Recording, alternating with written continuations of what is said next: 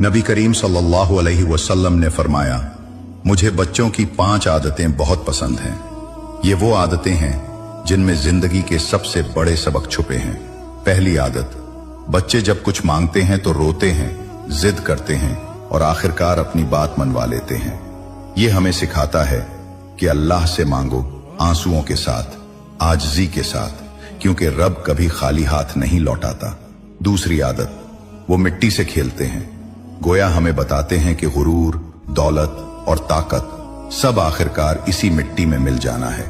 तीसरी आदत, वो झगड़ते हैं मगर थोड़ी देर बाद फौरन सुलह कर लेते हैं। यही असल ईमान है, दिल साफ रखना और नफरत न पालना। चौथी आदत, वो इकट्ठे खाते हैं, दूसरों को खिलाते हैं, उन्हें जमा करने की हिर्स नहीं होती। काश हम भी सीख लें कि बांटने से रिज्क कभी कम नहीं होता।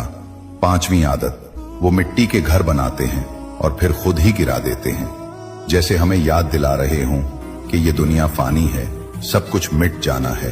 और आखिर में नबी सल्लल्लाहु अलैहि वसल्लम ने फरमाया, जिसने मेरी हदीस सुनी और आगे पहुंचा दी, कयामत के दिन उस पर मेरी शफात वाजिब होगी।